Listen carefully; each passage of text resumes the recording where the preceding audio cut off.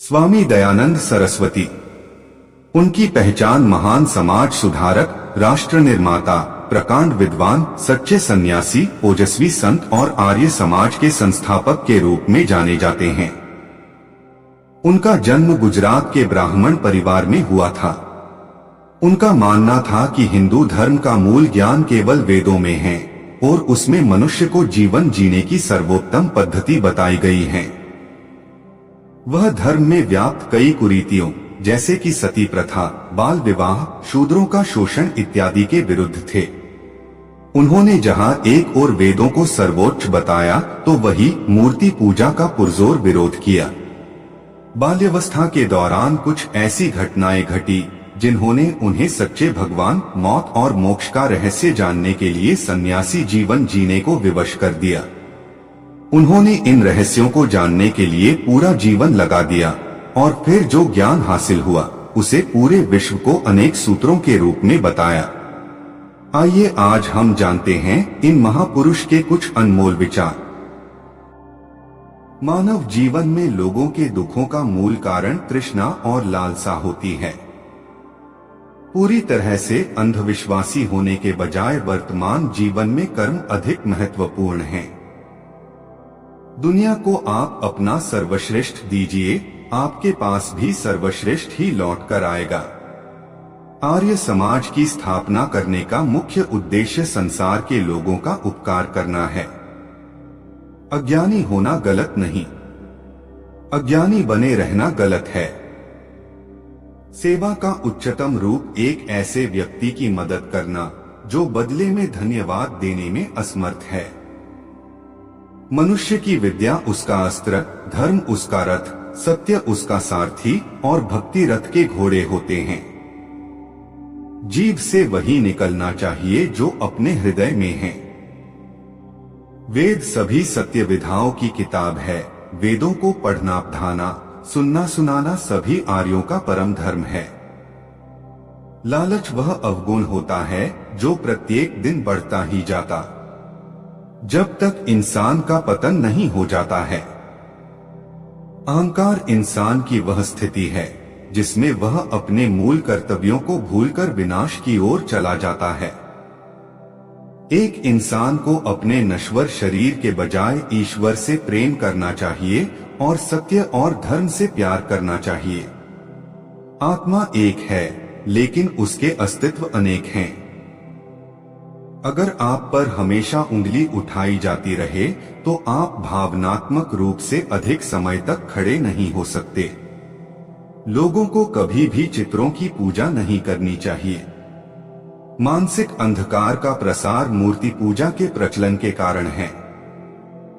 हमें पता होना चाहिए कि भाग्य भी कमाया जाता है, थोपा नहीं जा सकता, और ऐसी कोई कृपा नहीं है जो कमाई ना जा सके। लोगों को कभी भी तस्वीरों की पूजा पाठ नहीं करनी चाहिए। मानसिक अंधकार का फैलाव मूर्ति पूजा के प्रचलन की वजह से है। मोक्ष पीड़ा सहने और जन्म मृत्यु की अधीनता से मुक्ति है और यह भगवान की अपारता में स्वतंत्रता और प्रसन्नता का जीवन है। जो व्यक्ति सबसे कम ग्रहण करता है और सबसे अधिक योगदान देता है वह परिपक्व है, क्योंकि देने में ही आत्मविकास निहित है। उपकार बुराइयों को दूर करता है, सदाचार की आदत को प्रारंभ करता है और समाज कल्याण और सभ्यता को संपादित करता है। नुकसान से निपटने में सबसे जरूरी चीज है उससे मिलने वाली सीख को कभी ना भूलना। यही चीज आपको सही मायने में विजेता बनाएगी। ईश्वर का न तो रूप है और न ही रंग, वह दिव्य और अपार है। दुनिया में जो कुछ भी दिखाई दे रहा है वह उसकी महानता का वर्णन करता है। कोई भी मूल्य तब मूल्यवान है जब उस मूल्य का मूल्य किसी के लिए मूल्यवान हो। इंसान के आचरण की नींव संस्कार होती है।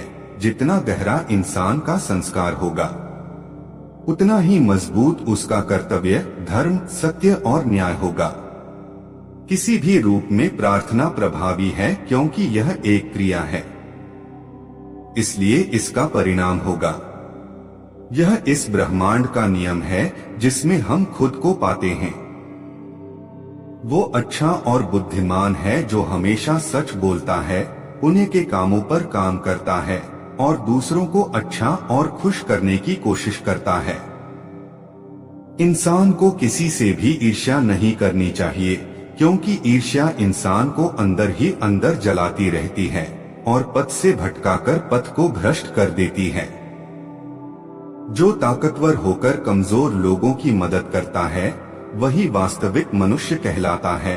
ताकत के अहंकार में कमजोर का शोषण करने वाला तो पशु की श्रेणी में आता है। जीवन में मृत्यु को टाला नहीं जा सकता। हर कोई ये जानता है, फिर भी अधिकतर लोग अंदर से इसे नहीं मानते। इसी कारण से मृत्यु सबसे कठिन चुनौती है जिसका मनुष्य को सामना करना पड़ता है। किसी भी कार्य को करने से पहले सोचना अक्लमंदी होती है और काम को करते हुए सोचना सावधानी कहलाती है, लेकिन काम को करने के बाद सोचना मूर्खता कहलाती है। जब एक इंसान अपने क्रोध पर विजय हासिल कर लेता है, अपने काम को काबू में कर लेता है, मोह माया से दूर चला जाता है, तब उसके अंदर अद्भुत शक्तियां आ जाती हैं। ईश्वर पूर्ण रूप से पवित्र और बुद्धिमान है। उसकी प्रकृति, गुण और शक्तियां सभी पवित्र हैं। वह सर्वव्यापी, निराकार, अजन्मा, अपार, सर्वज्ञ, सर्वशक्तिशाली, दयालु और न्यायुक्त है। वह दुनिया का रचनाकार, रक्षक और संहारक है। हाय फ्रेंड्स, आपको हमारा यह जानकारी कैसा लगा हमें कमेंट में बताएं, और यह जानकारी पसंद आया है तो इसे अपने दोस्तों के साथ शेयर जरूर करें। इसी प्रकार की और बेहतरीन जानकारी के लिए हमारे साथ जुड़े रहे। इस वीडियो को देखने के लिए धन्यवाद।